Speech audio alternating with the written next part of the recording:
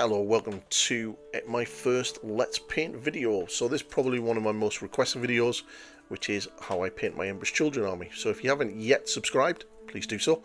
It does massively help the channel out a lot, and like, share, comment and all that stuff as well also helps. So we're going to start off with a black primer, mainly because the vast majority of the model is black. And make sure that we get a good coverage of that. So there's a couple of examples of the army. So this is one of the Noise Marines. I keep the parts separate, lots of little sub-assemblies, kind of makes it easier to get in and around all of the little sort of nooks and crannies of the miniature. You can kind of get away with that with like sort of open posed miniatures like this one here. There is a little bit of airbrushing involved with this. I just find it easier to airbrush the white over the black as a base coat for the pink. If you don't own an airbrush, you don't need to do this. You can just get something like Corax white or a white of your choice and go over the areas with a normal brush. Obviously an airbrush just makes this so much quicker and easier. And a little bit faster. So if you don't worry too much about that. Just make sure that if you are using a normal traditional brush that you do thin that paint down somewhat, just so you can get a nice smooth even coverage, rather than sort of like all with brush strokes. And then next we're going to be base coating this with the Emperor's Children pink.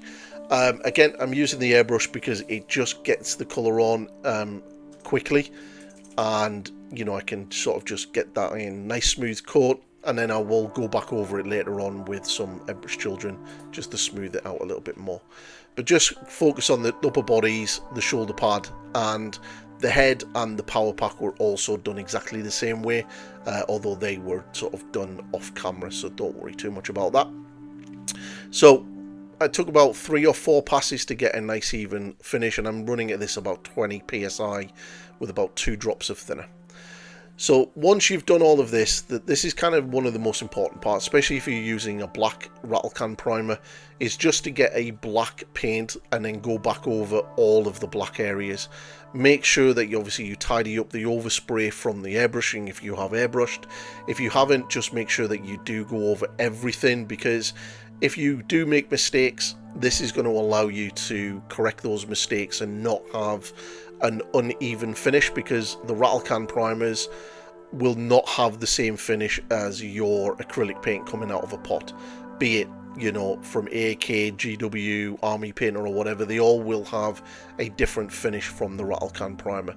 So just to make sure that you get that nice even sort of base coat over the top so it doesn't look a little bit daft.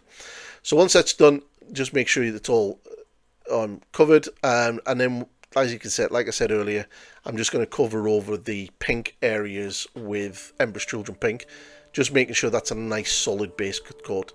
The airbrush can kind of leave it a little bit patchy if you've kind of missed parts, or if it's quite thin, you might get like a very transparent or translucent layer rather than an opaque finish. So getting into the details and on building up all of the details, we're going to be going around all of the silver parts on the miniature and just knocking it out with some Iron Hand steel.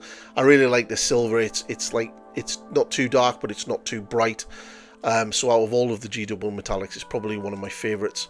So you're basically looking at any of the knives, any of the trim that's on the Marines, the swords, the sort of silver parts on the weapons. Just work around the whole model and then just get all of that blocked in. Don't worry if you make a mistake, we will be coming back later on and tidying everything up anyway. There isn't that much trim on the Emperor's Children miniatures, to be completely fair. There's a little bit on the legs and the torsos. They're not as bad as the standard Chaos Space Marines or the Khorne Berserkers, which is kind of good. So once that's done, we're going to be doing the leather belt, which is probably one of my favourite colours, Thondir Brown. It gives you such a really nice sort of rich brown for your leathers. You can use Rhinox hide if you want, but just bear in mind, if you're going to use Rhinox hide, you're going to maybe need to layer it up with a little bit of a brighter brown over the top.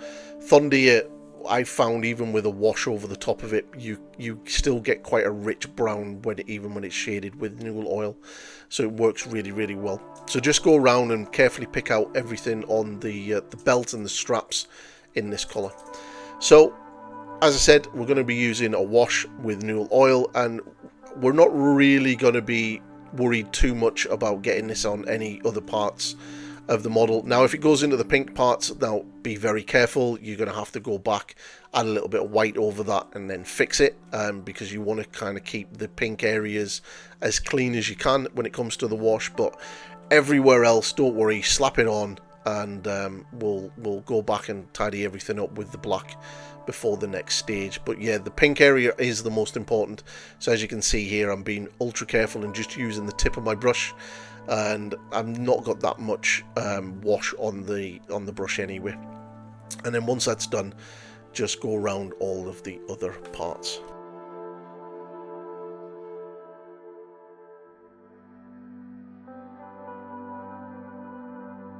So now the base coat all of the gold. Mainly this is the shoulder pad, which is kind of like one of my big focal points on the army. And then there's like the parts on the sword and the little weird drug surrettes that they have on their legs, or anywhere else that you may have you glued them on in when you've been building your models, because there are some on the kits that can be added to wherever you want.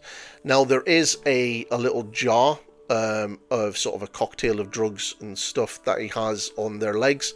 I'll be painting that in a separate video, just kind of sort of focus it a little bit different, because there's quite a lot of little bits of detail in there. But just work around it, make sure you get about 2 or 3 coats to get a nice solid base coat. Now the wash, and this is the big part of the gold. We want this to be a dirty teal colour because of what we're going to be doing later on with it. So I've used Rattling Grime and Tarragon Turquoise. Now just be careful with the Tarragon Turquoise. It is incredibly strong, so if you put too much into the Rattling Grime, it will just turn this into a turquoise paint. So you want at least 3 parts Rattling Grime and 1 part Tarragon Turquoise, and then thin it either with water, medium, or airbrush thinner, or whatever you've got to hand. I just literally use some just dirty water from my brush pot. This is the weird part, and this is probably going to freak people out. I'm going to matte varnish all of the black power armor, and the reason why I do this is it makes the highlights stand out. And I've seen a couple of other guys do this on likes of Instagram and stuff, and it really does make the black highlights stand out, and it's really quite good. It also gives a slightly different finish between the 2 different colours of the armour. So you've got the metallics there, which are obviously going to be a lot shinier because they're metallic. But then you've got the pink, which is kind of in a satin finish. And then you've got the matte black of the matte armour, which is just kind of makes the pink stand out a lot more, as well as the normal highlights, which are not being sort of dulled down with the matte varnish. So just go around very carefully picking them out. Now trying not to get this on the metallics. If you do, don't worry, just go back on with the metallic and then just go back over it again and then rewash it. But just be very careful with it and allow it to dry normally about 10-15 minutes, and then you're good.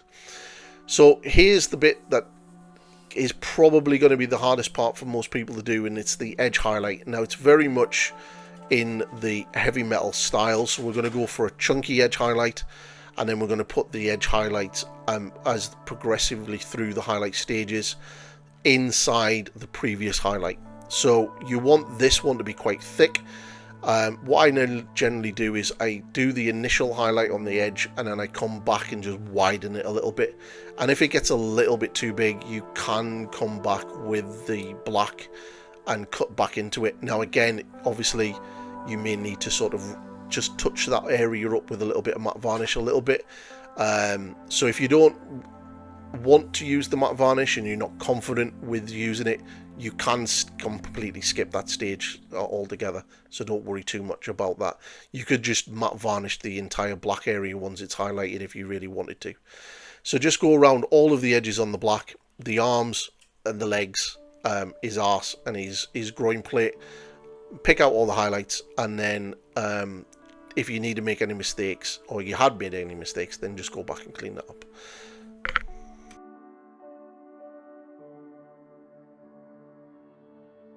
So next up we're going to use Dark Reaper. And this again is going to be a highlight, and we're going to be trying to get this inside the Incubi Darkness. Now I have switched brushes here. I've switched to my Rosemary CO Series 323 size 1. I really love these brushes for edge highlighting. They don't hold as much paint as my Series 33, but they have an incredible point on them, and they're really, really good for edge highlighting. I would say if you maybe use a Winsor & Newton Series 7 brushes are probably the ones that are very similar to this. But I like the Series 323 by Rosemary CO because they're very cost effective and affordable. But there is a link in my description below if you want to go and order yourself some, and I do get a kickback from any of that, and you are helping the channel. So like I said, just go around all of what you've just done and basically re-highlight it. Now, yes, this is multiple highlights. You're going to be doing about 3 or 4 of them.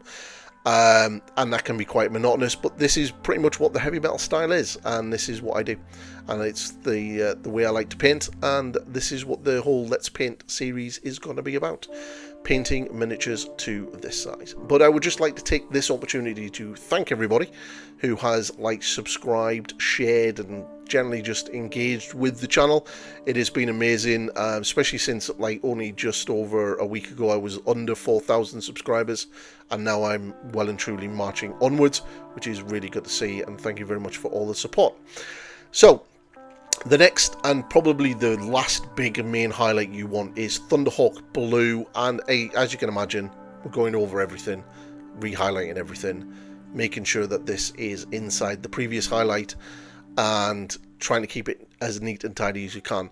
That is generally the main sort of thing to take away from sort of this type of painting with a heavy metals type style painting, is it's kind of the neatness and the preciseness of what you're doing is kind of how the style works, and it does take practice. It's took me quite a few years to sort of been able to get to this standard, and I'm quite happy with it. So, you know, the best way to practice is probably get hold of a couple of Space Marine models and just edge highlight the crap out of it. And you'll find that your hand-eye coordination will get better, your edge highlighting will get a lot easier to do. Yeah, so just practice. And I find it really rewarding when I do look at my army and think, wow, that looks pretty good. So, you know, if this is the kind of thing you wanted to watch more often and sort of learn to do, then, you know, feel free to subscribe to the channel because I'll be doing a lot of it. Then finally, we're going to be using Fenrisian Grey. Now, this is basically a spot highlight. You're just really sort of going around, picking out the most raised areas, the sharpest points. You kind of just going around all of the models. So you're looking at this, like the corners, the top of the sort of belt buckle, the sort of uppermost parts of the sort of the edges, the corners, the tops of the feet, stuff like that. You know, if it's kind of in an area that you wouldn't normally be at the brightest point, then don't really worry too much about it. You kind of just want to put it on the most raised areas. I haven't really thinned this down too much. Added a little bit of water just to thin it a little bit, and that's only because it's an old pot. But I generally find that with my brush and the paint slightly unthinned, I can kind of get a little bit better control over it, and I can just take my time. You can go one stage extra from this and get something like a blue horror and put in some little like light spots to sort of just really sort of make those areas pop. But this is just an army project. You know, there are certain stages that if you don't want to go this far or this too heavy into it, you can sort of cut out and not bother doing. But this is generally how I do all my black power armor. It's my go-to recipe. I will show another way in a different video later. So now we're going to do the leather, and we're going to use Mournfang Brown. And as you can imagine, it is an edge highlight. There's a lot of edge highlighting coming right now. So just pick out all of the edges on the brown. There isn't that much to do. There's a little bits and pieces here and there, these little sort of buckly parts on it. But there isn't that much to do in regards to the sort of the brown. Now, I like the brown leather because it kind of stands out and it kind of works quite nicely with the pink. Obviously the pink and the gold are quite sort of ready toned, and the brown is as well, and that contrasts really nicely with the sort of bluey greys that we've got going on in the black, and it kind of works as well. And we're going to have a few other spot colours later on in the army. It's not overly over the top, which is a bit of an understatement for an Emperor's Children army. Then we're going to be using XV88, and again, just like we did with the black, we're going to be keeping this inside the Mournfang brown and working our way around the entire areas of the leather parts. If you make a mistake at any point, just go back with some Mournfang brown, and if you make a bigger mistake and then all of that, then knock it right back to Thondir and then go back into Mournfang. You will make mistakes, don't worry about it. They can be corrected, and you know, it's not the end of the world. You're not going to have to strip the model, just repaint the area and start again. And don't worry, you know, and it's all about practice, and you'll just work away and get it done. And then finally, what we're going to be using is Karnak stone. Now, we're just going to be using this on the most raised upper edges of the leather, and this kind of really makes it pop. There is a very clear sort of fold in that sort of leg strap that goes down to the surret. Make sure you pick that out, especially with the Karnak stone, because it'll really emphasize and make that pop. Now, again, you can go a little bit brighter if you want, and you can do the whole texture thing here as well, using these colors if you want a little bit of texture in it. I have a video up on the channel about leather and texture and all that kind of stuff if you want to do that.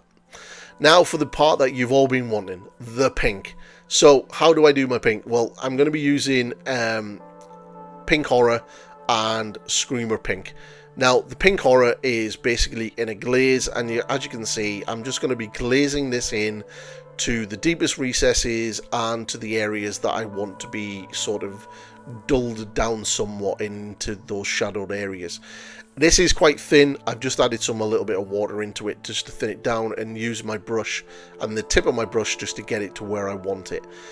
If you make any mistakes at any point, don't worry, you can just come back up with the Emperor's Children and just pick that back out with a glaze. Now, what you want to be doing with the Screamer Pink is just adding a little bit into your mix of your Pink Horror and darkening it down, and then just sort of slowly but surely bringing that into the deepest recesses. Making sure that the previous layer has dried, and as you do this, you'll build up those sort of shadows. I think the terminology is sort of soft shading and deep shading would be sort of terminology for that. And sort of just, as you can see, you can feather it in. And again, if you make any mistakes or you don't get a nice blend or a transition that you're trying to do, just get the Emperor's Children Pink, thin it down into a glaze, and just glaze back over and sort of smooth all that out. It really is no biggie. So just take your time and adding a little bit more of the Screamer Pink until you're pretty much almost at a pure Screamer Pink, and you want to be putting that into the sort of deepest recesses, which are mainly around the sort of neck area and next to the silver parts. Now for the highlight, we're going to be using Emperor's Children Pink and Fulgrim Pink, and we want a 50-50 mix of this. The 50-50 mix is going to be used as an edge highlight, and it's also going to be used for this glaze. So kind of make some, split it in half, make a glaze, thin it down, and then just glaze the uppermost parts of the armor panels. Again, if you make any form of mistakes at this point, just come back with the previous layer of Emperor's Children Pink and just tidy that up. This is probably not the best chess piece to sort of show this on, because there isn't really that much of it, but in some of the chess pieces, this is where that sort of highlight really pops. And this is the first edge highlight going in. Now, just like the Mark 6 Marines from the Horus Heresy range, there is an actual sort of edge on this chess piece, so carefully pick it out with the 50-50 mix. And then what we're going to be doing is, once you've gone round all of the sort of edges around the neck and at the back of the sort of head and that piece of weird armor, and like an edge highlight in and around the shoulder pad, we're then going to get pure Fulgrim's Pink, and then go back in over all of that and re-hedge highlight everything, which you're going to see me doing in a second. And at this stage we're almost finished, and you're also going to do this to the head and the power pack as well. So here is the pure fulgrim pink, and again this is a very thin sort of edge highlight, and you know, if you make it a little bit too thick you can cut back into it. And you also want to be doing this on the helmet and the power pack as well, and this kind of makes the pink pop. The pink is not that hard, it's actually quite easy to do, and I found it quite refreshing, and it does look really, really good once it's on there. Really looking forward to doing it on the flawless blades, because I think they're going to be looking really nice. Now for the final spot colour. This is the cabling, the pipes, and any of the sort of drugs and stuff, as well as the eye lenses. So make sure all these areas are base coated black, and then we're going to get Carbolite green, and we're going to base coat that on. And then as we work through the pipes and on the eyes and anywhere else, we're just going to be adding small amounts of moot green into the Carbolite green, and then going back over and sort of pushing those highlights up, which you can see me sort of doing here.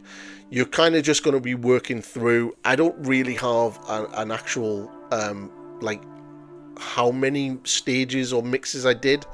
I think maybe there was like 3 or 4 passes in total as I added little bits of moot green to it. But if you really want it, you could do like 1 Carbolite green and then a 2-to-1 mix of Carbolite green, moot green, and then a 50-50 mix, and then I don't know, a 3-to-1 mix of moot green and Carbolite if you want ratios.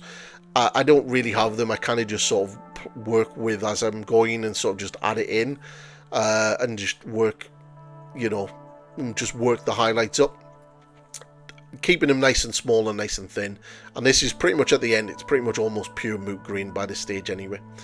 So finally on the gold, and to get the oxidization on the gold, I know that's going to trigger people. I've just said gold oxidizes. The brass areas, the gold, the copper, whatever area you want to call it, use Sotek green, thin down a lot, and then you just want to run that into the deepest recesses. Yes, I understand gold doesn't oxidize, but they're not really wearing gold. It's kind of a gold-ish alloy, probably a mixture of a number of different metals. Things in there will oxidize, and that's why we get it. Plus, at the end of the day, rule of cool always wins. So, you know, and it kind of shows the corrupted nature of the Emperor's Children, that they aren't necessarily perfect as much as they like to think they are. It kind of does sort of show that they are pretty like messed up, and it does look kind of good, and it kind of stands out really well. And when you get the full squad done, it looks really well. So the last is Baharath Blue, and you want to thin this right down, and this is a very sort of precise sort of, I don't know, it's not really a shade, it's not even a highlight. You're kind of just weathering it in, dropping into the deepest recesses, and sort of working around the shoulder pad.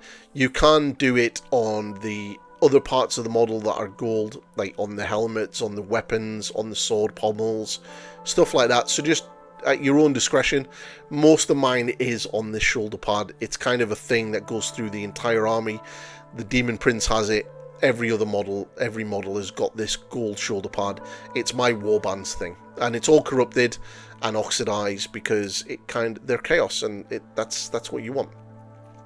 So basically, just work around and do the helmets and the shoulder pad, and then once you're done, do the base, get everything glued into place, and you will have something that looks like this. And that is the finished Marine. And yeah, I'm really pleased with him. It's the first Infractor done of 10, and you know, it's pretty much exactly how I do my army. And I will be slowly working through the whole army, getting them all up to like this. So if you like what I do, please like this video, comment, drop a subscribe, and help me get to the next level. And yeah, and I will see you all in the next video, which will be Death Guard, and then we've probably got a little bit of Eldar as well. But stay tuned for more Let's Paint.